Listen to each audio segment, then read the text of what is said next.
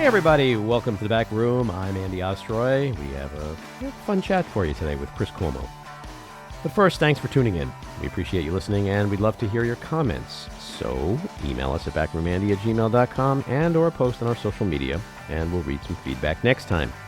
And if you like the podcast, please follow or subscribe, and you'll be notified every time we post a new episode. So our guest today really needs no introduction, other than he is the host of Cuomo, the nightly news program on NewsNation. Chris, welcome into the back room. Thank you for having me. Appreciate it, Eddie. So before we get started, I just want to say a couple of things. You know, if we go back to 2016, Donald Trump became president. A few years later, we got hit with a horrible pandemic. Our world, our country, everything became unrecognizable. I mean, literally it was surreal. Not only were we locked in our homes, but we were also forced to listen to our president suggest that we inject bleach to stay alive. So, needless to say, things were a little crazy. What made them less crazy during that period were the Cuomo brothers. In the morning, in my house upstate, I'd go into the back with my dog. I'd listen to your brother's press conferences. The voice of reason, the voice of sanity. I speak for a lot of people because I remember talking to a ton of friends. And they'd say, if I didn't get a chance to listen to Andrew Cuomo, Governor Cuomo this morning, present reality in a sea of craziness, I think I'd lose my mind. And then at night, we'd turn on Chris Cuomo, and we get a similar kind of thing from a media perspective. So I just want to go on the record and say, we live in an imperfect world. There are imperfections in all of us. But in those moments, I think you and your brother and a lot of other people made those years a lot less frightening for a lot of people. Andy, I appreciate your sentiments. I appreciate you couching them delicately. But look, I have a different vibe. I appreciate it. Andrew did a good job. He made mistakes. Everybody does, especially in fluid situations. It's all about how you own them and how they punish you for them in politics. And, you know, if I knew at the time that what I was doing by reporting on my COVID and developing the inside, understanding what was happening and not happening and why, and having my brother on the show and trying to help him manage the political fallout of the allegations. Mm-hmm. I get asked a lot, and I ask myself a lot, what would I have done differently? And I think the hardest part of this situation, because I'm really very committed to personal growth, and that's easy to do when you fuck up a lot. But mm-hmm. The hard part for this for me, Andy, is I wouldn't do anything differently. And that is, it's hard because it's hard to distill a lesson that isn't a bitter one about the realities of media and vengeance and how our society works. But I would broadcast my illness again. I've never been thanked for any work I've done in over 20 years in this business. I've won just about every piece of lucite that they give out. And I've never been thanked by regular people, not by the media, not by the establishment, not by the power brokers, not by the cognoscenti. They were jealous more than anything else. They were jealous.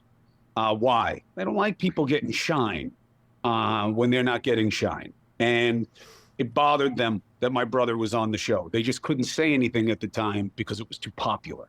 But that's what bothered me, is if it's a matter of principle for you, then open your mouth and say it now. And let's have the debate, because I didn't care if he was on the show or not. It wasn't my idea.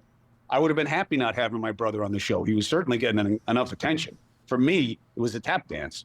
You know, I had to balance all these things. But they didn't say anything because they didn't want to be unpopular. And that's what bothers me about them being high and mighty about it after the fact. But we all read in the self-help books, regret's not helpful unless you learn and you move on. And I wish there were better lessons. So I've had to find my own. And the lessons I found are, we are only as good or as bad or as strong or as weak in America as we decide to be. And it's one of the reasons I wanted to talk to you. Listening to other guests that you've had on and understanding the state of play where we are, there is an addiction to grievance and to pulling people down right now that has us where we are. Even watching that Newsom-DeSantis debate was really interesting for me. Look, you know, the easy part is I got to believe Democrats, you know, and you can tell me better. Looking at Newsom, you had to be licking your lips. Like, damn, I wish this was our guy. You know, because at least he can make a case and use the Hey, data. are you saying the quiet part out loud, Chris? I mean, you know, that you guys must have been feeling that. And DeSantis, he's better one-on-one. He's very intelligent. He's very capable. He's got things to run on. But I just don't think he has it. I don't think he has it. I thought he did a good job in the debate. I think he's better one-on-one. But if you listen to what it was about, and I would punish Newsom for this less than DeSantis, but it's all about why the other person's worse. Oh, yeah? Well, what about this? Oh, yeah? Well, this is worse. And yeah, but you suck. And you know, Newsom was in a different position. He was defending an agenda, right? So, but DeSantis, it's like you ask any of these guys, I have them on all the time. What would you do that would make things better? It's almost always couched in, well, I'd get rid of Andy Ostroy. That's the first thing I do, is I tell you Andy's a bad guy. And then I would get rid of this thing because that's bad. And I would stop doing that because that's bad. That's why we're so stuck. But isn't that how it's been for decades and decades? Degree matters. Listen, my father was a victim of Roger Ailes before I worked for Roger Ailes. One of the lords of folderol, as they used to call him. And look, has it always been like this? Literally ab initio, from the beginning, from jump, as the kids say today. We have been going at each other negatively. That's politics. That's why the Greeks gave us the word demagogue, but they didn't give us a positive opposite that, you know, they put into the parlance. Negativity works in politics, but it's about degree. And it's about balance. And it's about the realities of transition from politicking to governing. And that part has been almost entirely lost. Governance means nothing. Remember the idea of run on your record? When's the last time you heard the word record out there, even in a political season? So it's degree, Andy, and degree matters. So, but to play devil's advocate, you look at Joe Biden, you look at Bidenomics. You look at when Joe Biden talks about the economy, no one gives a shit. In fact, his poll numbers go down. So it's like when it seems like when you do run on your record, when you try to stay positive, we live in a culture today where no one cares. They love the Jerry Springer show. That's more important to them. Well, first of all, it's who's the they, okay? We're being dominated by the fringes right now. And the big fallout of social media and the mainstream media, the real medias, the professional medias, the accountable medias mistake is relying on social media as vox populi. It is not. Social media is people venting. It is not how they are at work. It's not how they are even with families. It's not how they are with friends.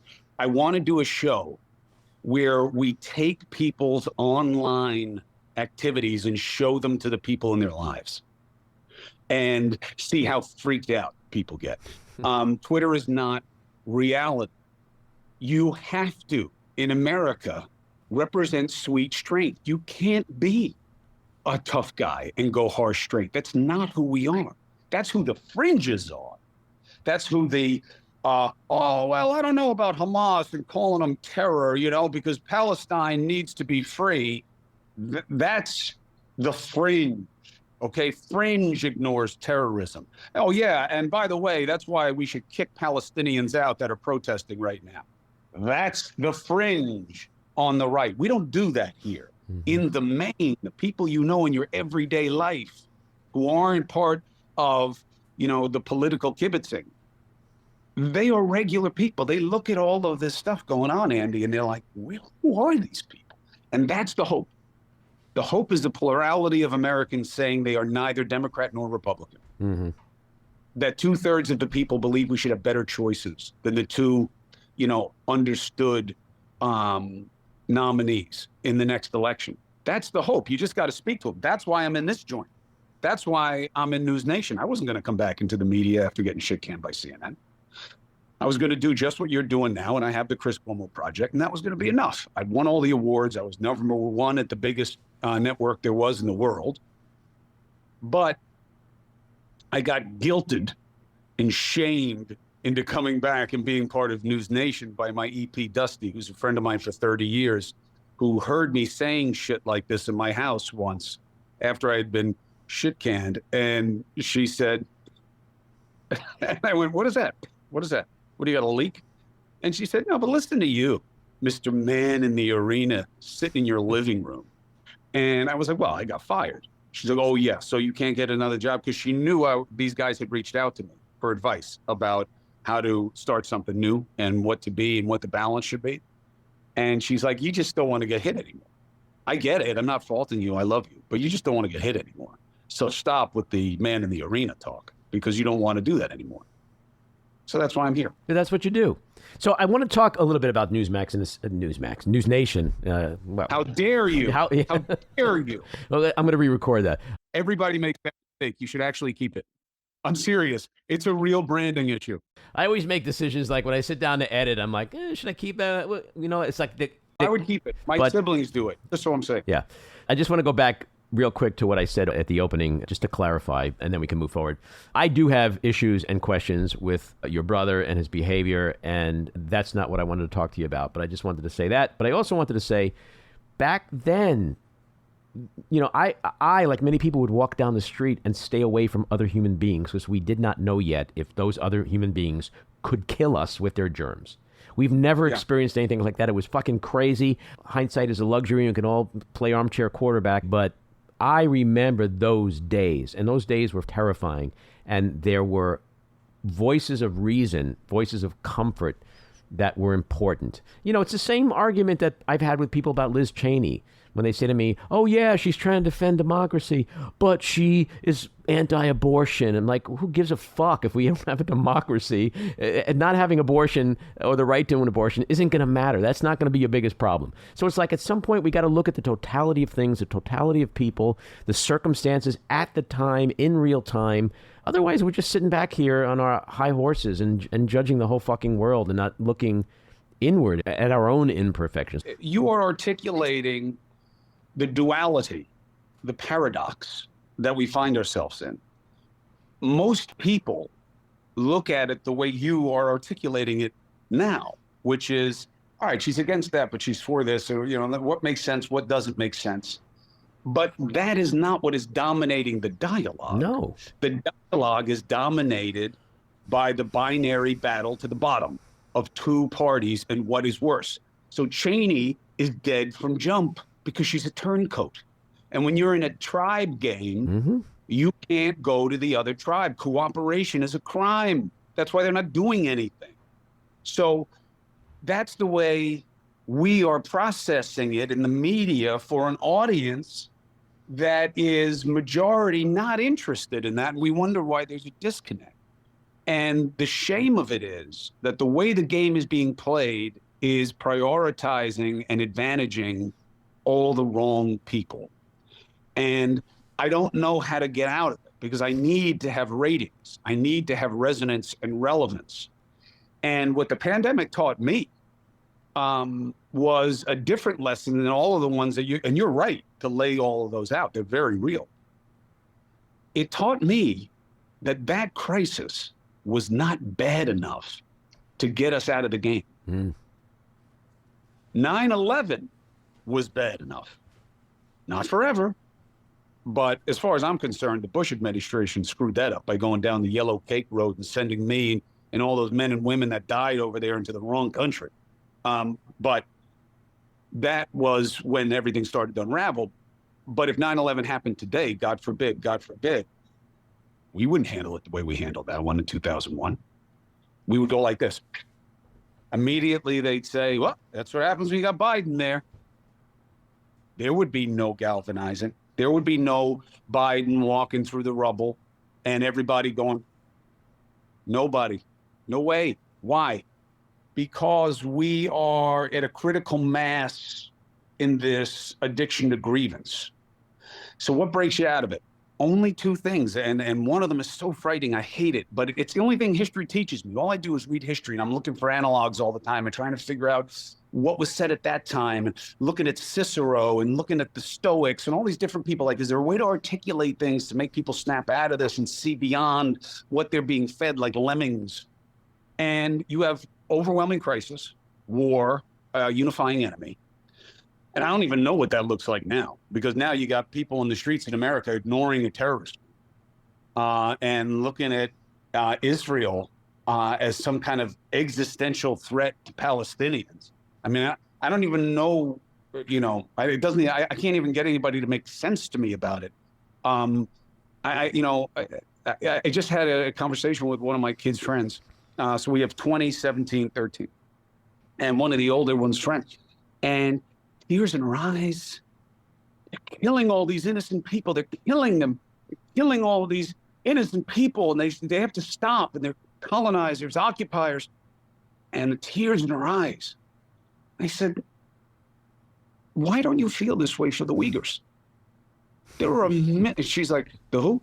I said, "There are a million Muslims in pens being reprogrammed in China, and they posed no threat to China. A million of them. We have no access to them. They won't let us see them. And every time we hear a report, it's absolutely horrifying. Why don't you care? Why don't you care about how the Saudis are massacring the Yemenis? 300,000 over years. Why don't you care? Well, but look what Israel's doing." I said, Israel is surrounded by people who want them not to exist. And yet they're doing it this way and having this conversation with us. China's not talking to us about what they're doing with the Uyghurs. And it doesn't work. The tears remain. You don't care, Chris. You don't care. I don't care. I went, okay? I went in there dodging rockets with my guys like an idiot. So I care. I'm there. But that's where we are in this miasma, this miasma of uncertainty, this miasma of wanting to have a purpose and being overwhelmed by passion and fear. And it's very frustrating, Andy, to be in a business where you're supposed to make sense of things and you can't. You see it for what it is, but you can't do anything about it. Why do you think she and people like her feel the way they feel? What do you think is at the root of it? Because that's really the issue. Misplaced empathy. Because look, let me tell you, and I felt like this for a long time. Everybody does when they go through a rotation of covering the conflict. You see kids throwing rocks against guys in flak jackets and, automatic weapons and getting overwhelmed. You're like, man, this seems uneven. And, seeing all the dead kids and it's overwhelming. It's horrible. It looks like one side is just destroying the other for the acts of a few. But what's the hard part? The hard part is correcting the perspective and showing the context of history. And things are complicated, and it's hard to see nuance in death. So that's what it is. They see it. It looks lopsided. These people are poor. They're running around in bed sheets. Their kids are getting sprayed all over the sides of the buildings. And you have people in suits and ties and well-pressed BDUs telling you we have to do this, otherwise they'll destroy us. The optics are not good. How much does anti-Semitism play into this, do you think? You have to talk about that more than I, because of the requirement of portfolio these days. I will be accused of being appropriating Jewishness, even though being called mishpucha and having Jewish brothers-in-law, and most of the guys I grew up with are Jews whom I love and make the family I choose, and my nieces have Jewish blood in them, and my adopted godfather was a Lubavitcher Rebbe, and my father preached about tikkun olam and tzedakah as much as he did anything else. I still can't talk about anti-Semitism, but I'll tell you what my Jewish friends and professors and experts tell me. They believe that you can't get away from the prejudice when processing any issue to have to do with the Jews. They are not treated like any other minority. The good reason for that is the Jews, as manifested in Israel, And of course, we have this reality that we also ignore, that the idea that being Jewish is what matters most to Israelis, and it's not true. It's an existential cause. It's a land cause. But you can't get away from the fact that the Jews are at once David and Goliath. And that is what makes them different as a minority, that we don't have any other minority that is mighty of opponents in any way. And that creates complexity. And you have to deal with that. It's not the same. Why would the American blacks resonate with the Palestinians when the Jews have been so instrumental in the cause of black suffrage in America? Because the Palestinians are brown, although a lot of Jews are brown too, which a lot of people in America forget. But they are without any might. They just have terrorism. They're throwing bombs and rockets. That's the complexity of it. Now, beyond that, Professor Dershowitz, who's a mentor of mine, will say, yeah, and people don't like Jews, Chris. People don't like Jews. People see Jews as conniving, power accumulating operators. Look, have I heard that? Yes. Is it easy for me to accept? No. Why? It's too fucking ugly. Bothers me too much. And do I believe it? Yeah, I believe it. Can you counter it? Well, how do you counter prejudice? Exposure? I mean, you know, how long ago? When's the last time, Andy? I remember it for me. I remember exactly where I was. I was in North Dakota, chasing down a guy named Mike Tessitore. Of course, he had to be Italian, who was running this Fugazi find a fiance business in Southeast Asia, bringing back underage Filipino girls. So I have to track down this stupid Goomba, and while I'm there, this guy says to me, so you're from New York, right? I said, yeah. So are you in the mafia? I said, no, I'm not in the fucking mafia. What kind of question is that? And he's like, well, I'm just saying, you know, you're Italian, right? And I was like, oh, okay. I could see in his eyes that he didn't know what he was saying was stupid, you know? And then he says, let me ask you something. He's like, you grew up around any Jewish people? I was like, yeah, I grew up around a lot of Jewish people. He goes, have you ever seen one that had any nubs right here? Jesus. And I said, nubs? I said, you mean like horns? He's like, yeah. Have you ever heard that before? I said, yeah, I've heard it before. He goes, oh, right? I said, no, not right. I said, no, I've never seen anything like that before. I said, I've heard it before, but I've never seen it before. That was your John McCain moment. And, you know, this guy was not acting in bad faith. Ignorance is much scarier than animus. Ignorance is scarier than animus. People who don't know, I can't tell you how many people say to me after a day of like I'm an offshore fisherman, I fish a lot. And most of the guys are Trumpers, okay? Or they believe they're conservatives. Why'd you fake being sick? I said, what? Why'd you fake being sick? Like, I don't get that. And why'd you tell people to take the vaccine when you knew it didn't work? And well, why'd you tell everybody like to wear masks and stuff like that when like we didn't have to? Like, well, I don't understand. Why'd you do that? And they don't want to hurt my feelings. They're not trying to be insulting. You know, it's not Twitter. They believe it. They believe it because the outlets that they watch and the people they talk to say only that. Why do you think Donald Trump said, I love the uneducated? I mean, it's all part of the master plan. I don't see a master plan. I see convenience, tactics, and expedience. I don't see strategy. I don't see planning. I knew Tom Tancredo. I knew Steve King. They are the fathers of Trumpism. And that is not strategy, okay? That is playing to ignorance and being a little ignorant yourself. Steve King doesn't think it's fucked up to say, we need more white babies. No, but He doesn't you don't think the Steve Bannon plan, the whole plan to steal an election, you don't think that was strategic and planned? Here's what I think. I think that Bannon, especially Bannon, wants you to think it's a plan because he wants people to think he's some kind of mastermind. He isn't. He's just another blowhard and a coward who won't even come on and go toe-to-toe with somebody that he knows what he knows. So let's put him to the side. I'm shy on the recognition of things like strategy, planning, again, around January 6th, because I think there's a difference between the sum total of collective energies and animus versus a plan.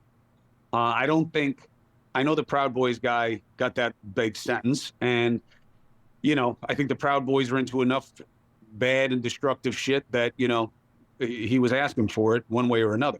But prosecutors don't call January 6th an insurrection for a reason, because they know they're going to have a hard time checking the boxes of legal sufficiency of showing the planning and design and timing. They have not argued for sentences that reflect terroristic acts for a reason. Why? Because they know they're going to have a problem with circumstances and timing. And this isn't me saying, it is me saying it, but it's not my idea. You just look at the reporting of what they say in court. But I say January 6th wasn't an insurrection. I get fucking attacked. I get attacked. I say it's not considered an act of terror. I get attacked. How can you say that? You of all people, you should know. I'm just telling you how they're handling it. I'm not saying it wasn't horrible. I'm not saying that Trump didn't absolutely foment it and like it, which is even worse, in my opinion. Whenever I really review the situation, he knew it was happening. He knew he could make it better and refused. So why are you saying it wasn't an insurrection? An insurrection, here's why. And I know this is unsatisfying, but I'm a lawyer and a journalist, okay? Mm-hmm. We call things for a reason. Insurrection is a term of art, okay? And it has different qualifications to apply as a matter of law. No one has been charged with the crime of insurrection. So legally, it was not deemed to be that by the prosecutors. That's why I'm saying it. Was it a loose effort to try to stop the election from being certified? Yes. Isn't that an act of animus towards the American government? In my opinion, yes. They definitely wanted to disrupt the process. Did they want to overthrow the government? Was this a rebellion, a revolution? I don't think so. I think you're giving them too much credit. Ooh, did you see all that confetti? Yeah. I was just going to ask you, are you in the middle of like a toddler's birthday party or something? What's going on over there? Wait, what did revolution? For the listeners at home, like just out of nowhere, confetti just dropped on Chris's side of the Zoom. I made a good point. I don't know. That must be China. It's China watching us, right? Happy birthday! Congratulations. I don't know. That was cool. But here's my question. I want to push back a little bit. I agree with you, yes. But is that not just a calculated decision? Look, I'm not a lawyer, but I've spent enough decades around you ambulance chasers to sadly think like one. But is that not just a calculated decision a prosecutor makes because they don't have what they feel is evidence to prove beyond a reasonable doubt? Like the judge in New York who said, yeah, Trump was found liable of sexual assault, but in my opinion, he's a rapist according to all other standards. So is it that an insurrection didn't occur and wasn't planned, or was it just that it did, but they can't prove it? Okay. This goes to the unsatisfying nature of the truth sometimes. We are dealing with different standards of proof.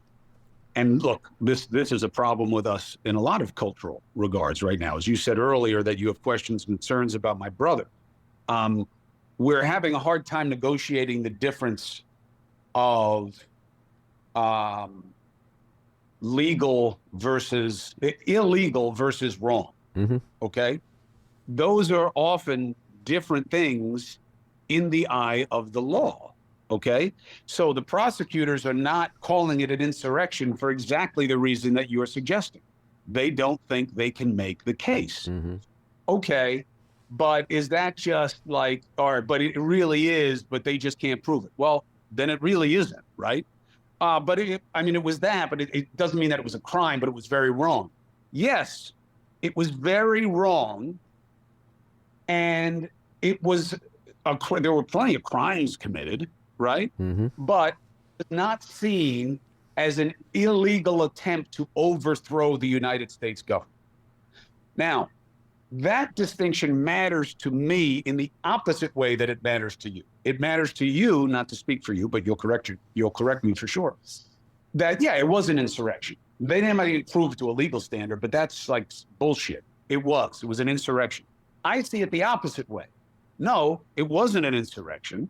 You're exaggerating it. And by doing that, you're actually hurting yourself in the argument that you want to make, because the truth is enough. You guys broke the law, busted into the Capitol because you didn't want to accept your democracy anymore because you didn't like the fucking outcome. So you thought it was okay to do this. Mr. Law and Order, Mr. Character Counts, Mr. U.S. Constitution. Yeah, except when it doesn't work the way you want it to. And then you become a bunch of fucking savages. That's the argument you want to be making. That is a compelling argument that has the benefit of truth. You don't have to exaggerate. It was an insurrection. It was the worst thing since Pearl Harbor. The exaggerations put you back into combat with exactly what you oppose, which are people who are grossly exaggerating reality for their own advantage. And I see this often in our state of play. That's why I say it's not an insurrection, because the prosecutors say it isn't. And I don't need to say that it is to say that if it had happened the other way, if you switch the R's and the D's, this is a problem that you Democrats have, by the way. And you now have a new layer on top of it, which is the Republicans are now blaming you for being like them. They are the cohesive group. They are the ones who will do groupthink over what's reasonable. They are the ones who protect each other in times of crisis. But now they're saying that's what you guys are. You guys are the opposite. You're like a bunch of cats. And they are making advantage in the exaggeration game against you guys, where the truth is enough. If you guys had done January 6th and those had been a bunch of brothers and sisters running into the U.S. Capitol instead of white guys, crackers with, Trump hats on, it's all they would be talking about forever. Helter skelter. This is it. This is the realization of the plan to get rid of the white man. That's all they would be saying, and all of them would be saying it all the time. What do you mean, Chris? Let me show you the video again. Look at this cop. Look at this person screaming. Look at these guys, our first responders. You guys basically let it go. I agree with some of what you're saying, but where I will push back is that I think you're making a very cogent argument as a lawyer, and I think we're playing a game of semantics. To me, it was an insurrection. The fact that it can't be proven, that's a matter for lawyers. But where I differ even totally from you is that over the years, my mindset has shifted in that it depends on who we're talking about. If we're talking about Donald Trump, we're talking about Roger Stone, if we're talking about Steve Bannon, it was an insurrection. If we're talking about the people who actually scaled the walls of the Capitol, where I'm at now, which is not where I was on January 6th, is that, and I've had Alexandra Pelosi on, and I've watched her films, and I've had discussions with a lot of people. There's a lot of people who went to the Capitol that day because their president told them that this is what a patriot does, to save America, to save democracy. I don't think today that a majority of the rioters, the savages, that they thought they were stealing an election. I think they thought they were defending themselves from the people who are trying to steal the election. And that's just some of them. Yeah. So, some of them. But so it just depends on who you're talking about. Listen, as someone who's stood in a lot of riots, okay, the idea of condemning the entire sum total of the population makes no sense, right? There are lots of different actors and intent and motivations in the group. And then there's something else called mob mentality, where you don't really assess it as a bunch of individuals. You just look at the sum total of the collective because it became a mob. And that, to me, is the fair way to look at January 6th. But look, again, Andy, the reason I believe that you guys didn't carry the day after January 6th and just dominate all elections going forward is because what you call semantics matters in a political debate. And it can matter for better or worse. And it's either an insurrection or it isn't. And if it's an insurrection, but they can't prove it, guess what? You just lost the argument. And if you're losing the argument, then you become a liar. And if you become a liar, then you become on the same footing as the person you're calling a liar. And you give the ability to a Trumper or Donald Trump himself to say, oh, yeah, they all say this was a January 6th, it was an insurrection, it's the worst thing, but the BLM riots were just protests. They were mostly peaceful. You set yourself up to be put in that because now you're becoming an exaggerator. You're playing the exaggeration game, and you're playing right into what you oppose. Mm-hmm. And that's why all these things wind up being a wash. Yeah, no, I agree with some of that, but I don't want to be put in the you guys bucket because this. I agree Are you with a Democrat? Yeah, but I'm not pulling the strings.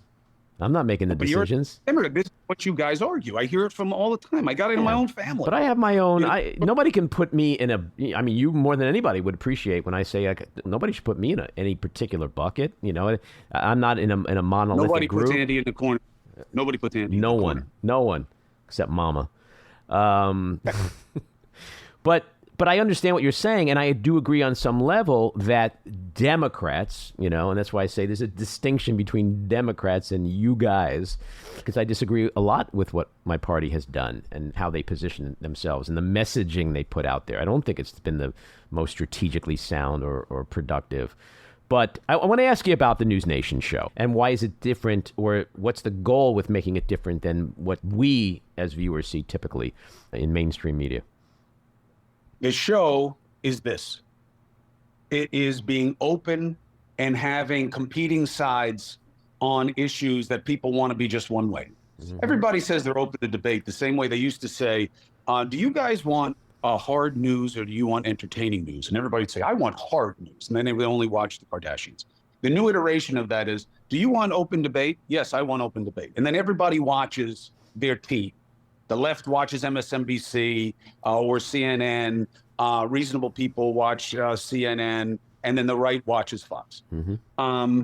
And why? Because you like what you're hearing there. It's comforting. It's confirmation bias. And in a scary place, you like to have any sense of security. NewsNation, it's certainly what I'm doing at NewsNation and being allowed to do, is I talk to everybody. I have Republicans on, I have Democrats on. Very few shows do that, if you think about it. When's the last time you saw Rachel Maddow talking to Republicans? They don't do it. Why? Because she is an incredibly intelligent, articulate manifester of the agenda of the left to make you feel, yes, I'm right, they're wrong. She's brilliant at it. Big fan. And I believe we need something in addition to that. You can feed your side. I have no problem with that. That's open debate. But NewsNation is, let's try to access the rest of the people, which happens to be the majority of the people, regular. Mm-hmm. I don't really see myself as a Democrat. I don't really see myself as a Republican. I'm independent, really, but I can't vote in the primary, so I got to pick a party. And, my parents were this way, so I go that way. But once I register that, we're re-registering, such a pain in the ass. That's where most people are. So I do a lot more crime. Why? Crime is so tawdry. My sister Maria just said this to me. I think that you should be excused from covering crime until the war is over in the Middle East. And I said, well, listen. I cover the war in the Middle East all the time, which you could argue is also a crime. But I cover crime. Why? Because it matters to regular people. You have actual stakes and things that relate to life within their community and concerns they have. And it is a lens through which to see whether the system works.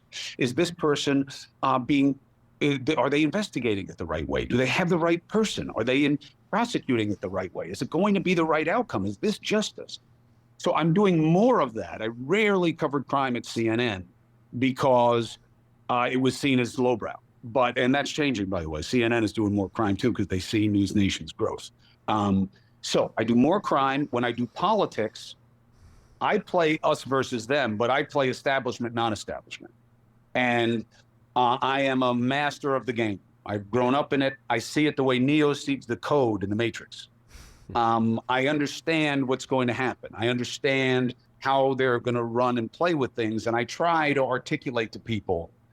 And I don't just both sides it, where you come on and say insurrection. Somebody comes in and says, no insurrection. And I say, okay, no, you decide. I test the ideas. And we have a conversation. And if you come at me, it's a mistake, but I'm not going to come at you. The conversation's going to end. I'm not going to get into a huge fight in a way that I think is unfair. And I think it's an important distinction. And I also want to get into something else, which is I want to get NewsNation into the coverage game of being where things happen. The media, if you notice, has been getting out of the coverage game. I applaud CNN for how they've invested in the war in the Middle East, because it's expensive, it's dangerous, and people aren't watching the whole time as much as you would want them to justify the expense. But it matters to take you guys to places you can't go to. You got to be on the ground in situations. It's the only way to understand. Well, and on that note, your parent company has a stronghold in local news, right? Yeah, the most stations in the country. I have not figured out how to use that yet. They absolutely have a tremendous reach. I haven't even figured out how to do a segment that is fed by that. And there's a lesson in that. There's a lesson in that there's such a disconnect between the national conversation and what's happening in communities all over the country. And that's the stuff people care about. Know how to use the largest network of the local stations in existence that Perry Sook together with Nexstar. You're a smart guy. I think you're going to figure it out one day. You know, what you said before is really interesting to me, because I do think there's a large segment of our population that is somewhere in the middle and doesn't get into this tribal nonsense and is, in fact, sick of the tribal nonsense. And I agree with you about crime, because sometimes it is a gateway into other conversations that are really important. I have that in my own life. My wife, as you may know, Adrienne Shelley, was murdered in 2006 by an undocumented immigrant. And while the world was watching Donald Trump drag angel moms into the conversation, I decided to write a New York Times op-ed defending undocumented immigrants. And that's one of the reasons why it's hard to put people in buckets, because if you're really a solid citizen, you're all over the place. Otherwise, you're in a tribe, right? And so I think... Interrupting you, and I'll tell you why. I'm very sorry for your loss. I remember it in real time. I remember looking up your wife's work and reading the op-ed and being so moved by two things. One, and I hope that over the years you've been able to feel the impact of both of these things. Putting pain to purpose is something that you hear said. It's alliterative, it sounds smart. It is really hard to get out of pain. And I can't imagine the pain you were in, but you did it. You wound up using what you were feeling and knowing to explain something to people. You knew you were coming from a position of high ground in the debate.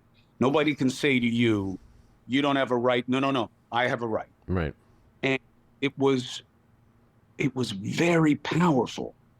And also, then I started to see you popping up places.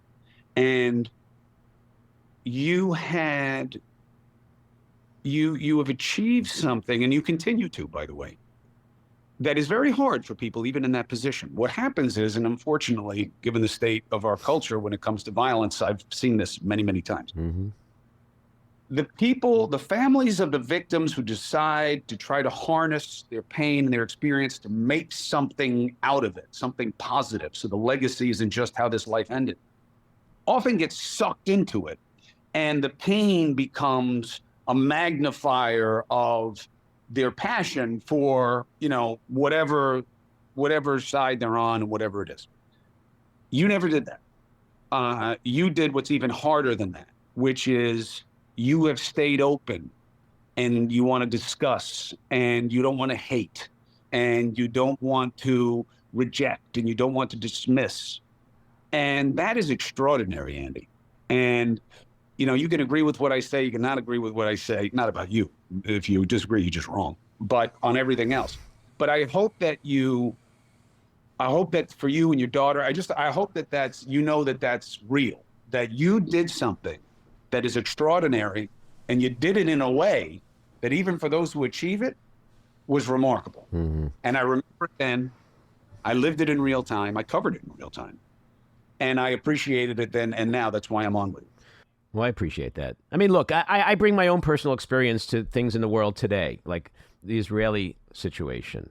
A lot of people don't have murder in their lives. And I think not having murder in their lives makes them look at things differently. And that's why I look at the situation. I say, look, I'm not the one over there. I'm not the one that's fearing that my kids are going to get kidnapped every day. I'm not the one who's worried if my house is going to get bombed. Like, I don't have those worries. And just like I don't like people judging me until they walk in my shoes, I kind of try to stay away from judging situations over there. It's a very complicated, very nuanced situation. The lesson for us all, I think, is to sort of take what we've experienced and project that out into the world and be less judgmental and more understanding and compassionate. And but I think with social media and just the way the news cycle is today, I think it's very hard to do that for people. Well, it's demonstrably true. Treat our politics and its allowance to bleed into larger, more culture relevant issues and behaviors and dynamics to be like Patriots versus Jets team support, where even if your team sucks, you believe you're going to say they're going to win and you're going to ignore anything that the opposite of that. And the other guy. You brought it up. I got to ask you, what's with Aaron Rodgers? Is he really coming back? I hope he doesn't. That line sucks. The O-line. He stay out. I mean, the idea that they're going to make it into the playoffs, they're in the, supposed to be the best conference in the worst division. I think he should stay out. He'd be stupid to come back in. They don't have a team to make a run. But look, only the Jets, man. Yeah, Aaron Rodgers comes there, and he gets hurt in the first series. I was at that game. Couldn't believe it. I believe that it is one of the most obvious manifestations of my self-loathing. One of the things I work on most in therapy is how negative I am on myself and how that really retards my ability to stay positive and be who I want to be. And that's why I'm a Jets fan, because I must, on some level, feel that I deserve the angst of knowing it's only a matter of time before they fuck this up. And you're hitting yourself. You must be a Knicks fan too. I am a Knicks fan, but I'll tell you what. They look good. They look good this year. I have a lot more hope in the Knicks franchise. Even with Dolan, I have a lot more hope for them. Like, they can be good. It's just a matter of time. They're not doing a great job over the last. They got a shot. 15. They got a good shot. But not the Jets. So let's end on a much lighter note. We here in the back room try to get a window into people's souls, and I think a good way to do that is through music. So give me Chris Cuomo's top 5 musical artists of all time. Oof. Any music lover is going to struggle with that, right? Because you have such a mix of genres. I especially am somebody who is very affected by music. It can really change my mood. So I have buckets, okay? Chuck D is a personal friend, and I grew up in the era of Public Enemy, and I was inspired by their intelligence of social justice. So he was always big for me, as was Rage Against the Machine, which Chuck D eventually wound up working with them in creating the Rage, which was a band a lot of people haven't heard of, a group, super group. Now we go into if you're just hanging out. Well, now I like all the old genres. I love the Led Zeppelin, love the Doors. I love that whole era of real rock. I'm not a Beatles guy. Oh, I love the. That's it. This is over. This podcast is over. I know. My wife says the same thing. She also loves Bob Dylan. I don't love him. Oh, is he serious? Is Chris Cuomo serious? Is he actually serious right now? I'm flawed. I'm lacking. I know these things. But then, as you just destroyed my 2 top musical artists of all time. Look, I'm not in the business of making you happy. Okay, I'm just trying to tell you how it is. Wait. My producer didn't give you that instruction before we went on the air? No. That's in my rider. You got to make Andy happy. So I love a lot of new age rock. I love the Killers. Mm-hmm. I love groups in that genre. And now because I have the kids, I'm listening to their music. I've been listening to a ton of Steve Lacy. He's a genius. He's great. Our daughter is a singer-songwriter, so I listen to her stuff most often. Mm-hmm. But I'm a very eclectic guy when it comes to music, and music matters to me a lot. It can totally change my mood. Sure. How about Tay-Tay? I don't even know what that is. Is that a new person? You basically answered my question. That is the nickname for Taylor Swift. Oh, I'll tell you what. She may be the only person in the country right now that the fringes agree on. That's true. She wields a lot of power. A remarkable study in the resurgence of celebrity. She was and voting registration. Yeah, but you know what? I got to tell you something. Having lived this through different iterations over the last 25 or so years, rock the vote, third millennium, get out the vote, all those things, getting people registered is hard. Getting them to vote is almost impossible. Mm-hmm. And that's the college registration rate goes if you go to campus. But then those mofos do not even put in the absentee ballots. They don't even put in the absentee ballots. They wind up at 18, 25%. We're going to be nice to them because we need them, and we're hoping and expecting them to show up in big, big numbers. Right, kids? Yeah, and how do you think they're going to vote, given the disposition that we're seeing on campuses towards the battle against terrorism in the Middle East? Yeah, no, it's a crapshoot. That'll be our next conversation. So we'll end on that note, and I'm really glad you came on, and I look forward to doing this again soon. Hey, Andy, I appreciate it, and I just want your audience to know something, okay? They should feel free to judge anything they like or don't like about anything I do, and my brother. But a lot of people who fall into your audience often mention my father to me and how my father, rest in peace, would have felt about my brother or myself. And it's almost always done as a negative inference. And I want them to understand something about my father, okay? My father would have been completely destructive of the Democratic Party today. He would be so disgusted that you allowed the GOP to take the American flag as their party symbol, that you have decided to go sotto voce when it comes to the need for immigrants in America, that you have allowed the working class to believe their interests are better served by being against people like them than for people like them. Mm-hmm. And he would be non-stop about it, okay?